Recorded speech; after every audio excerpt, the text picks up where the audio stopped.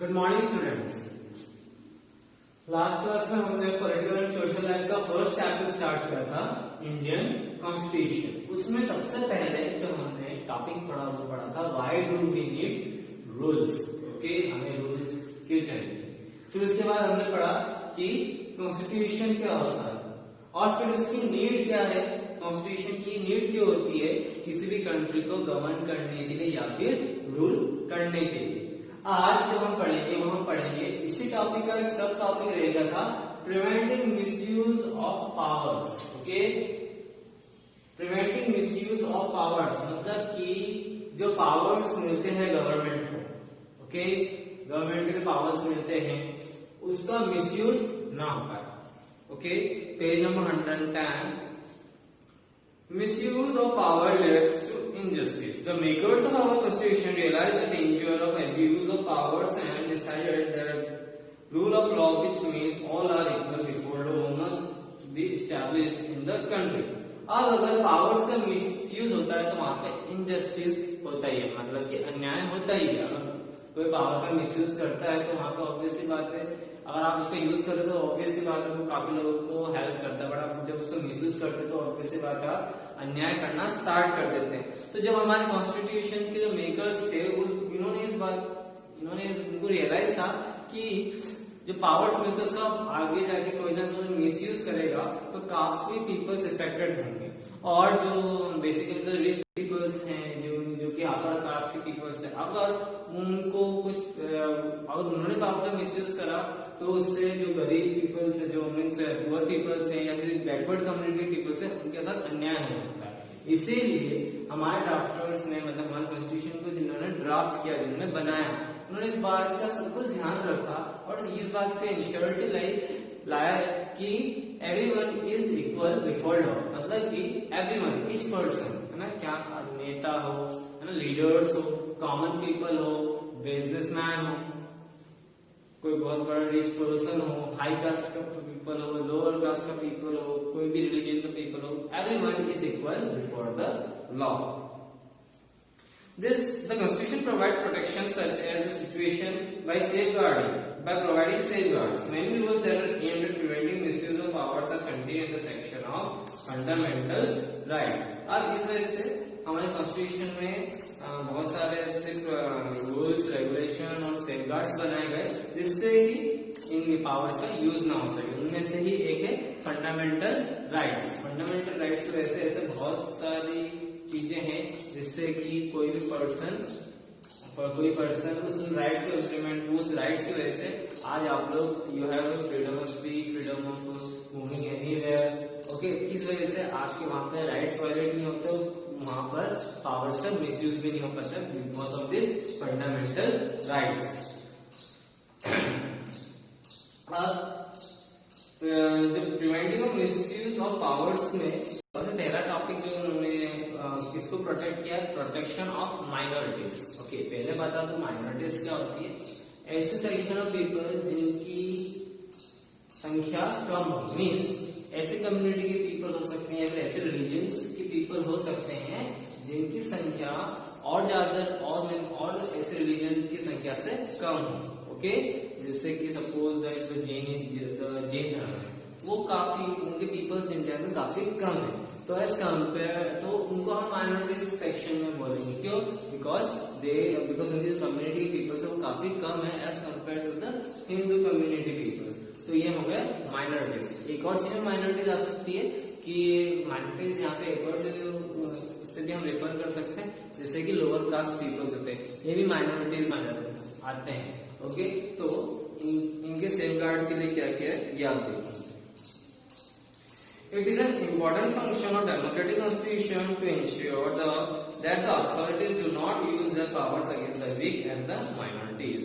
अब democratic government में एक चीज काफी इंपॉर्टेंट होती है कि जो अपर हायर अथॉरिटीज हैं, है ना, वो लोग ऐसे कमजोर पीपल्स पे या फिर ऐसे माइनॉरिटीज पर पावर्स का मिसयूज ना करें। Okay, in India voting right is given to every citizen at the age of 18 और above, irrespective of caste, creed और रिलीजन। हमने क्लास 7 में पढ़ चुके हैं कि 18 इयर्स या 18 इयर्स के अबव के के सिटीजन ऑफ इंडिया वो लोग अपना वोट कास्ट कर सकते हैं respective of their caste, creed and religion. Even if there is a majority particular community in area, it can not violate the voting rights of the other communities.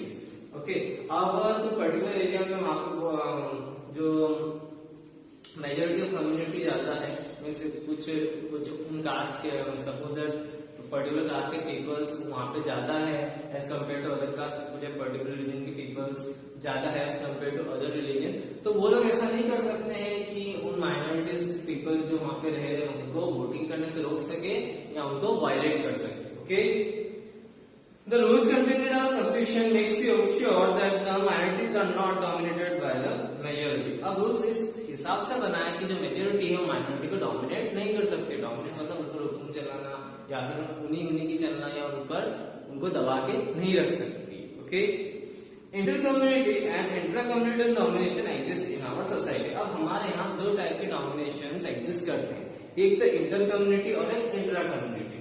और inter community domination एक ऐसा domination होता है जो कि एक community दूसरे other community को जब डोमिनेट करते हैं हम उसको बोलते हैं इंटर कम्युनिटी। फिर से सुनो, जब एक कम्युनिटी किसी दूसरी कम्युनिटी को डोमिनेट करती है तो उसको हम क्या बोलेंगे, इंटर कम्युनिटी।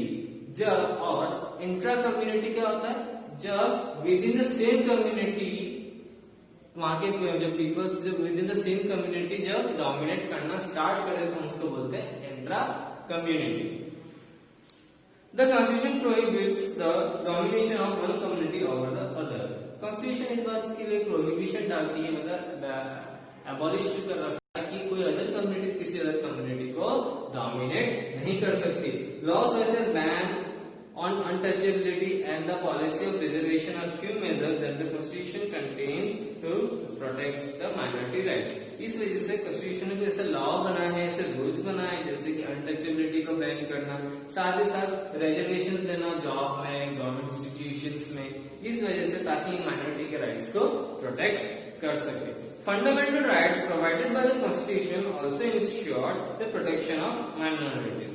इसके साथ साथ जो हमारे फंडामेंटल राइट्स है उसकी वजह से भी हर एक पीपल्स, जितने पीपल्स हैं इंडिया में, उनको तो प्रोटेक्शन मिलता ही है, साथ ही साथ इन माइनॉरिटीज को भी उन राइट्स की वजह से काफी हेल्प मिलती है और उनके राइट्स को सिक्योर करता है, एज वेल एज उनकी प्रोटेक्शन भी होती है from the fundamental rights. For instance, the right to equality is a fundamental right that prevent discrimination based on religion, race, caste, gender or place of birth। उसी में सबसे एक example आपको book में दिया है कि उन फंडामेंटल राइट्स में से एक राइट है राइट टू इक्वालिटी, जो कि एवरी पर्सन, जिसका मतलब ये होता है कि every person is equal in front of the law irrespective of his caste, gender, place of birth. मतलब जैसे कास्ट क्या है, किस कम्युनिटी का है, कहाँ उसका जन्म लिया है, उस पर डिपेंड नहीं करता। If he is the citizen of India he is equal. Okay, फिर जो सेकंड चीज उन्होंने जो हमारे फेवर्स थे कॉन्स्टिट्यूशन जो ड्राफ्ट किया था, उन्होंने एक और चीज पर गौर किया था कि check on our own impulse. Okay, कभी कभी ऐसा हो सकता है गवर्नमेंट कुछ ऐसे डिसीजंस ले ले जो कि हमारे सिटीजन्स जो किसी कंट्री सिटीजन्स है, हमारी कंट्री सिटीजन्स है, उनके लिए वो अच्छा नहीं हो, उनके वेलफेयर के लिए वो डिसीजन ना लिया गया हो, है ना। तो इस चीज इन पावर्स का मिसयूज ना करें, है ना। बिकॉज ऑब्वियसली बात है, आप अगर आप कोई लीडर हो, आपके पास पावर्स हो या आपको ऐसी अथॉरिटी आपके पास पावर्स हो कि आप कोई डिसीजन ले सकते हैं, तो ऑब्वियसली बात है आपने अगर इम्पल्सिव होकर आपने कोई डिसीजन ले लिया, आपने गुस्से में कोई डिसीजन ले लिया, मीन्स द लीडर्स जो है या जो कंसर्न अथॉरिटीज हैं, उन्होंने कुछ ऐसे डिसीजन ले लिए जो कि सिटीजन्स के लिए अच्छे नहीं हो, उनके वेलफेयर के लिए अच्छे नहीं हो, तो इस चीज को भी वहां पर उन्होंने प्रोहिबिट किया है। A constitution is needed to keep a check on its own impulsive action. We may react when issues that we feel strongly about the spur of the moment, and this might go against the larger interest. हो सकता है कि government कुछ ऐसे decisions ले ले कि जिससे कि हो सकता है उस समय उन्होंने जल्दी में डिसीजन ले लिया, और हो सकता है बाद में जाके जो लार्जेस्ट कम्युनिटी उसको ज्यादा इफेक्ट पड़े। तो इस वजह से कॉन्स्टिट्यूशन सेफगार्ड करती है ऐसे डिसीजन लेने से नहीं, मतलब ऐसे डिसीजन ऐसे गवर्नमेंट बॉडीज या गवर्नमेंट ऑफिशियल्स नहीं ले सकते जिससे कि एक लार्ज सेक्शन ऑफ सोसाइटी को प्रॉब्लम आ सके या उनको कोई परेशानी हो सके। जो नेक्स्ट जो हमारा टॉपिक है, which principle and ideals guided members of drafting committee of our constitution. ऐसे कौन कौन से प्रिंसिपल्स और आइडियल्स थे जो कि हमारे जो ड्राफ्टिंग कमिटी थी उनके माइंड में थे, जो कॉन्स्टिट्यूशन को ड्राफ्ट कर रहे थे। ओके,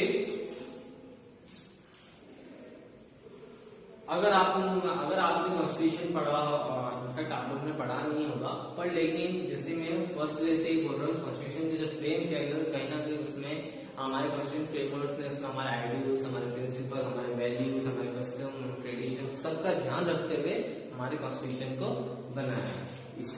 तो वही चीज है, अगर आप अपना इंडियन कॉन्स्टिट्यूशन पढ़ोगे तो उसमें आपको सच में ये सब दिखेगा कि कॉन्स्टिट्यूशन को जब फ्रेम किया गया था तो बहुत सारी चीजों का ध्यान रखा गया था, देश के आइडियल्स, वैल्यूज और जो कस्टम्स है, ट्रेडिशन, सबका ध्यान रखकर ही इस हमारे कॉन्स्टिट्यूशन को बनाया। India got its independence after a long period of suffering, struggle and sacrifice. India को इंडिपेंडेंस बहुत ही लंबे समय बाद मिले, after a long struggle and sacrifice. Okay, हम सभी जानते हैं कि ब्रिटिशर्स ने कम से कम 200 इयर्स तक रूल किया, तो काफी लंबा स्ट्रगल सेक्रीफाइस करने के बाद हमें इंडिपेंडेंस मिली। A long period of the cruel and oppressive colonial rule by the British made Indians believe that their country should have democracy. काफी लंबा रूल ब्रिटिशर्स का, जो कि बहुत ज्यादा कहते हैं बहुत ज्यादा गुलाम, जिस तरीके से उन्होंने इंडियंस को डिस्क्रिमिनेट कर रखा था, इंडियन पीपल्स को गुलाम बना के रखा हुआ था, वो काफी क्रूअल रूल था फ्रॉम द ब्रिटिश गवर्नमेंट। तो उन सब चीजों को फेस करने के बाद ये हमारे फ्रेमवर्क को ये बिलीव हो चुका था कि हमारी जो गवर्नमेंट है, जो हमारे नया इंडिपेंडेंट इंडिया जो बनेगा वो एक डेमोक्रेटिक कंट्री बनेगी, ताकि कोई भी लीडर्स जो कॉमन पीपल्स है उनको अब्यूज नहीं कर सके। They envisioned a country where there could equality in participation of citizens of the India in the formation of government. और उन्होंने एक ऐसा विजन रखा कि इंडिया के पीपल्स या इंडिया के सिटीजन्स अपनी गवर्नमेंट खुद इलेक्ट कर सके and everyone should be treated equally. Our visionary leaders were sensitive toward the feeling and desires of the people of India. Hence, there was a need to write down how a democratic government should be set up in India and what would be the rules that would determine its functioning. अब हमारे visionary leaders को बहुत ज्यादा sensitive थे कि हमारे Indian के peoples से उनकी जो नई गवर्नमेंट आई, इंडिपेंडेंट इंडिया की नई गवर्नमेंट आई, उससे उनके क्या डिजायर है ना, क्या उनकी अपेक्षाएं हैं उनसे, इस चीज का उन्होंने ध्यान रखा और उन्होंने ये सोचा कि इसके लिए हमको एक proper rules and regulations and laws लिखने पड़ेंगे ताकि डेमोक्रेटिक गवर्नमेंट सही ढंग से फंक्शन कर सके हमारी कंट्री में। It was a difficult task for the members of the drafting committee to draft the constitution because the country was made up of several different communities who spoke different languages, belonged to different regions and had distinct cultures. अब जब वो members drafting committee में constitution को draft कर रहे थे तो उनके सामने बहुत सारी ऐसी प्रॉब्लम्स है कि इंडिया में सबसे पहले तो डिफरेंट लैंग्वेजेस बोली जाती है, फिर उसके बाद डिफरेंट रिलीजन्स फॉलो करते हैं पीपल्स, उसके साथ साथ अलग अलग हर जगह हर स्टेट में अलग अलग कल्चर्स हैं। During this time, India was also going through considerable turmoil due to the partition. It was uncertain whether princely states of Hyderabad, Junagadh, Manipur and others would join India or become independent. और उसी तरह जब हमें independence मिली था तो India was suffering from the partition, मतलब India का partition हुआ था, ओके, पाकिस्तान एंड इंडिया। और साथ साथ एक और चीज ये चल रही थी, प्रिंसली स्टेट्स है आपके हैदराबाद के, JNK के और जुनागढ़ के, तो ये ऐसे स्टेट्स थे, प्रिंसली स्टेट्स ऐसे स्टेट्स थे जो उस समय ब्रिटिश गवर्नमेंट के डायरेक्ट कंट्रोल में नहीं थे, बल्कि जो उस समय जो लोकल राजा, नवाब या महाराजा थे वो रूल कर रहे थे, उनका डायरेक्ट रूल था, बट लेकिन इनडायरेक्टली ब्रिटिशर्स से रूल कर रहे थे, पर लेकिन उन राजा महाराजा का खुद का डायरेक्ट रूल था उन जगह पर, जैसे हैदराबाद में है या जूनागढ़ में है, मणिपुर में, वहां के जो राजा थे उनका डायरेक्ट रूल था ना, वो लोग डायरेक्टली रूल कर रहे थे, ओके, वहां पे ब्रिटिशर्स का डायरेक्ट रूल नहीं था, वो इनडायरेक्टली रूल कर रहे थे। तो ऐसे प्रिंसली स्टेट्स इंडिया में शामिल होंगे या नहीं होंगे, इस बात को लेकर के असमंजस थी कि वो लोग कभी हमारे इंडिपेंडेंट इंडिया में कंटिन्यू करेंगे या खुद को अपना इंडिपेंडेंट एज अ कंट्री वो लोग घोषित करेंगे। तो ये सारी चीजें, बहुत सारी चीजें उस समय कंसर्न्स थी। ओके, उसके साथ साथ एक और चीज, ब्रिटिशर्स हमें बहुत ज्यादा कह सकते हैं कि हमें बहुत ज्यादा एक्सप्लॉइट करके चले गए थे, जिसकी वजह से हमारे कंट्री में पॉवर्टी आ गई थी, खाने मीन्स ऑफ पॉवर्टी आ गई थी। बहुत सारे सोशल इकोनॉमिक रिफॉर्म्स लाने थे और काफी क्रूशियल रोल प्ले करना था कि काफी क्रूशियल रोल प्ले करा था हमारे ड्राफ्टिंग कमेटी ने इन सारे प्रॉब्लम्स को ध्यान में रखते हुए कि प्रिंसिपल स्टेट्स ज्वाइन होंगे, इंडिया में आएंगे या नहीं आएंगे, उस समय पार्टीशन हुआ था उसका अलग, फिर साथ साथ जो पॉवर्टी है, जो देश में गरीबी है उसको कैसे हटाना, इन सब चीजों को ध्यान में रखते हुए हमारे कॉन्स्टिट्यूशन को ड्राफ्ट किया है। The Constitution Assembly drafted a constitution for independent India between December 1946 to November 1945. पूरी कॉन्स्टिट्यूंट असेंबली को, हमारे कॉन्स्टिट्यूशन को पूरी तरीके से बनाने में कितना समय लग गया? 1946 में स्टार्ट किया था in the month of December to 1949 in the month of November. Okay, लगभग 3 साल। Okay, it was important to frame the constitution in order to shape the future of a newly independent India. और ये काफी important था क्योंकि जो India था वो एक न्यूली इंडिपेंडेंट इंडिया बनने जा रहा था। ओके, और काफी बड़ा देश था जिसमें बहुत सारे different languages, different communities, different cultures, इन सब चीजों को ध्यान में रखते हुए कॉन्स्टिट्यूशन को बहुत ध्यान से और बारीकी से ड्राफ्ट किया गया ताकि यहाँ के पीपल के जो डिजायर थे अपनी इंडिपेंडेंट कंट्री में कैसे गवर्नमेंट होनी चाहिए उसको वो फुलफिल कर पाए। अब इसमें एक और आपको बुक में है फैक्ट है कि जब कॉन्स्टिट्यूशन को जब लिखा जा रहा था देयर वाज ऑलमोस्ट 300 पीपल्स, और उस कॉन्स्टिट्यूशन असेंबली के चेयरमैन कौन थे? Doctor B R Ambedkar. Means doctor B R Ambedkar was the head of the drafting committee. Okay, and the president was doctor Rajendra Prasad, और उस पूरी कॉन्स्टिट्यूंट असेंबली के प्रेसिडेंट कौन थे? Doctor Rajendra Prasad. It took the committee almost 3 years to write the constitution, और इस drafting committee को लगभग 3 साल लग गए थे कॉन्स्टिट्यूशन को फ्रेम करने में। और हमारे कॉन्स्टिट्यूशन को इम्प्लीमेंट कब किया गया? 26 जनवरी 1950, है ना? उसी दिन को हम एज ए रिपब्लिक डे भी सेलिब्रेट करते हैं, बिकॉज उस दिन से हमारे देश में जो भी कॉन्स्टिट्यूशन में जो लॉज बनाए गए थे उसको इन्फोर्स किया गया था throughout the whole country. आज के लिए इतना ही, नेक्स्ट क्लास में इसके आगे का कंटिन्यू करेंगे।